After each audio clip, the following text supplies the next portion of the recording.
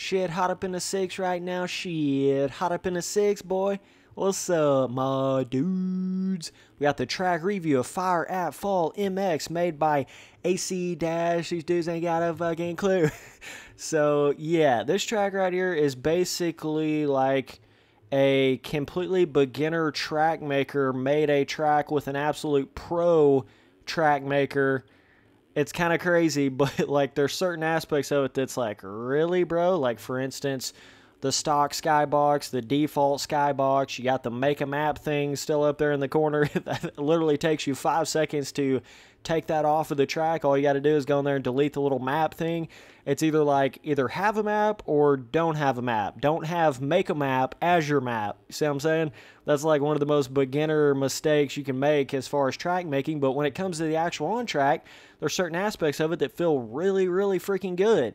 Like, I'm not joking when I say that. I mean, the way he's built some of this micro rut design on this track, I mean, it is really good.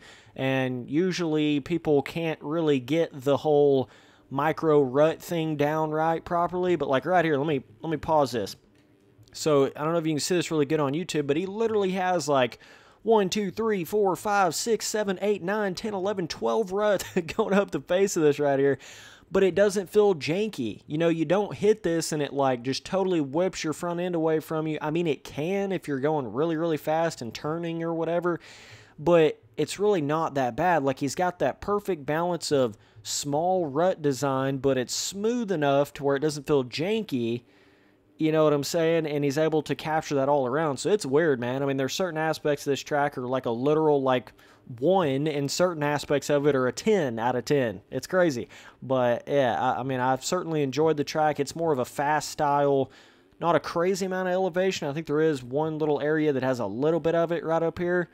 So you jump this, and then you hit this little jump right here, and this is like the only real small hill elevation part of the track. But there are some bigger jumps on it as well, so if you're more of a pro style, you have some fun trying to huck some of these bigger lines and stuff. One of them's right here. This one's super hard to actually time out without exploding your suspension in 2.5 seconds, so you'll get a kick out of trying to, you know, do that on some of the jumps. But overall, it's just a fun track, you know? Like, some tracks, they just have that more fun feeling to them, man, and this track really has the feeling like you can hold your speed in a lot of different areas on it, and I really enjoyed that about it personally. I like when tracks have that like super skill gap feeling to them, like you can go just about as fast as you want to go on some of these corners and stuff. Like that little first S starting corner right there, you can pretty much go as fast as you want to go, bro. And right here, like, I'm 5th gear tapped out, never letting off until the very bitter end of that corner, and you can sweep around there going wicked fast, dude.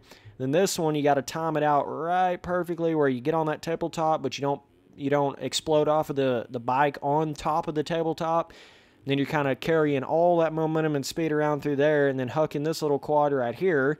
Now with this jump, you can actually huck it even further and land right here. It's got like a little micro extra landing out there, but I don't even think it's really worth it. It's kind of hard to land on it anyways, and plus you're got kind of more air time than you really need to. But some of these inside lines are a ton of fun to hit because you got to hit them perfectly on a 450 to hook the big line out of that next corner when you're actually hitting some of these inside ruts. It's almost got a JGMX style rut system in some of the corners, but as far as like his ruts on some of his jump faces and straightaways, those aren't really like JGMX at all. They're kind of like it's hard to explain. I haven't really seen this kind of rut design on just about any other track out there, but that's another really fun, like, you got to rail up the inside rut and huck it perfectly to still get that, I guess it's kind of like a quad over a tabletop type section right there.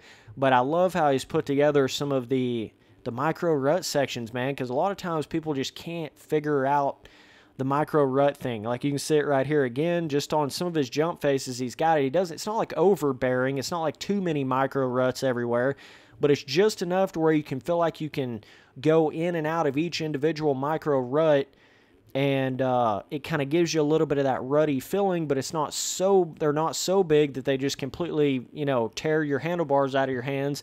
It's like it's able to almost have that soft rut feeling to it, like you'd expect in a reflex or something.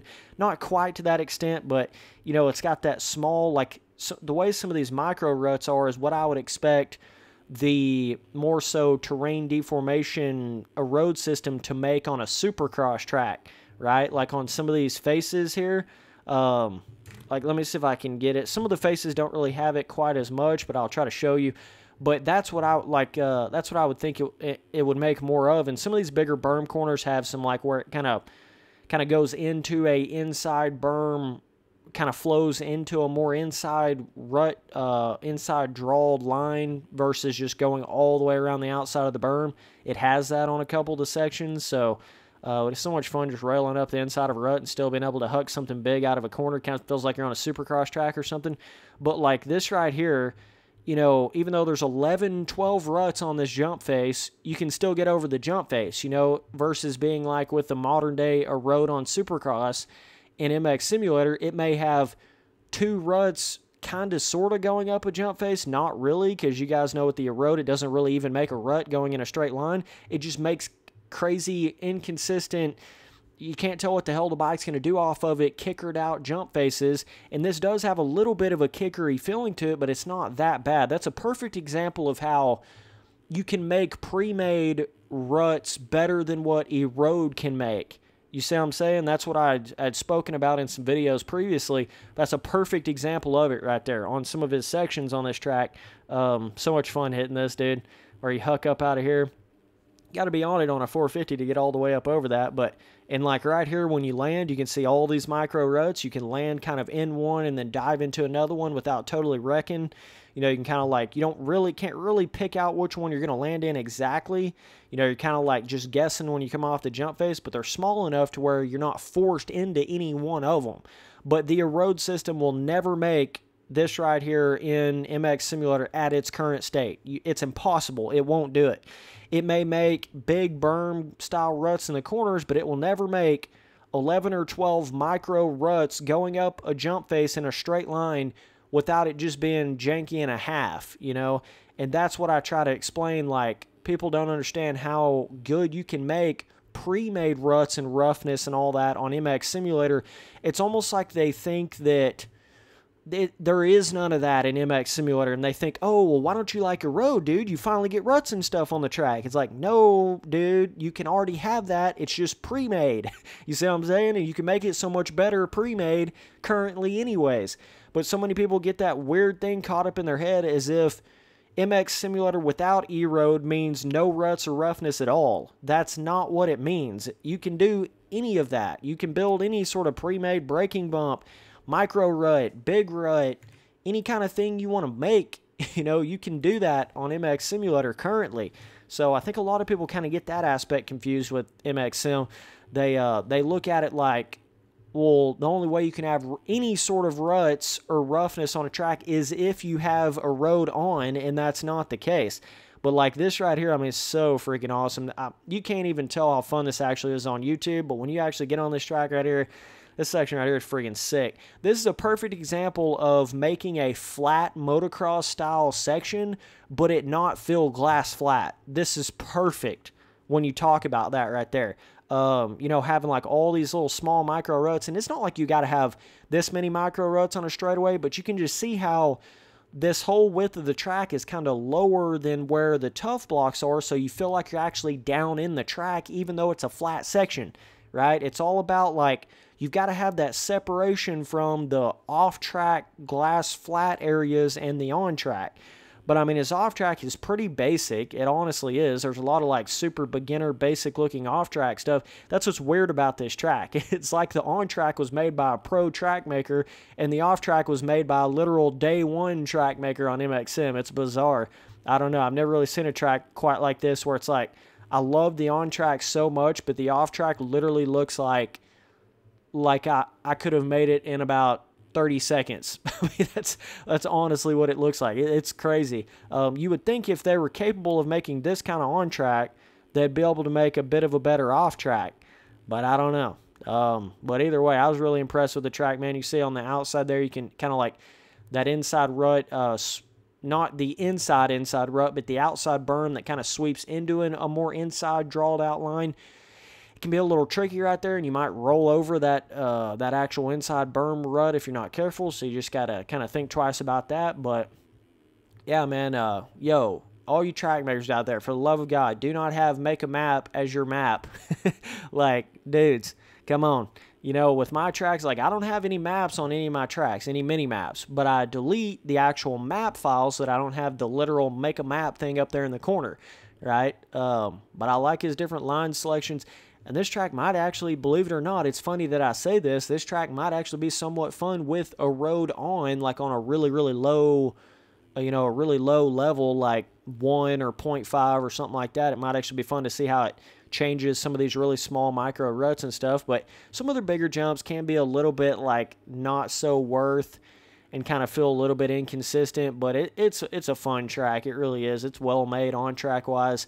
I just like the feeling of it, man. I don't know any other way to say it to you there, but yeah, dudes, don't forget, you guys can go add me up on Steam, follow me on Instagram, add me up on Snapchat. A lot of you guys don't even know all my stuff on that. I'll add you up on Snap. A lot of you guys sent me Merry Christmas. I appreciate that. And all that different stuff out there is just Spencer Turley, no space, no capital. That's my account name for all that stuff. So, one word, no capital letters, right? And I'll add you guys up. And you can go add me up on Steam as well. I'm getting really close to maxing out my Steam's friends list on that. And I want to get, you know, a lot of my MX Simulator fans on Steam so that I can really go in there and invite you and get you in the Discord and all that. But I'll be getting more games on Steam. That way I can get my Steam level a little bit higher and try to get my friends list cap higher on there as well. I know I've been talking about that. But I am going to start getting more games on Steam where I can actually do that. But either way, man, I mean, it's cool to look. Blue tough blocks, nice little contrast on the track. Kind of got a little bit of that more red clay-esque-ish style. I love this jump right here where you can you hit that kind of rut up the jump face filling, but then you're jumping all the way up over another tabletop right there. Nice little water pond on the side.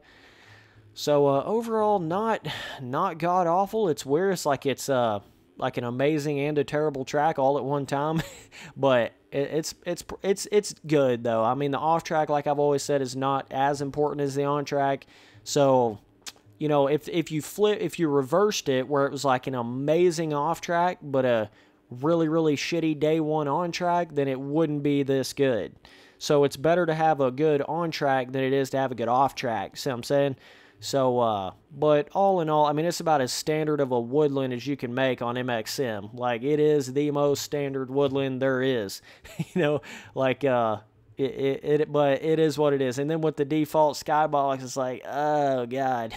But overall, man, I'm probably going to give this thing I'd probably give you a 7 just because the on-track is so freaking good, and I love the way you design these micro ruts on here. This is just really cool. You got 3 different line options right here. You know, even on his flat section, he just has that ability to where it's not totally 100% glass flat. So it gives you a little bit of the realism. Like even right here, even between these jump transitions, you might look at this at a first glance and think, oh, that's perfectly glass flat. But it's actually not. It's got this really, really small bit of changing terrain on it to where it's not perfectly glass. And it gives you where it doesn't totally break that immersion on the on-track when you're riding on something that's literally like a piece of paper. So it's nice to have that. But either way, this trip right here is a little smaller. You got to let off just a little bit, but you got to hit this wide open to be able to hook this quad up over here. So then he's got a nice little whoop/roller section up over there. But I like both the inside lines where you can hook them out like Supercross hooks. Those are a lot of fun. So either way, like I said, overall 7. I'd say your difficulty, you're probably looking at medium. So appreciate you guys watching all the videos. Later, dudes.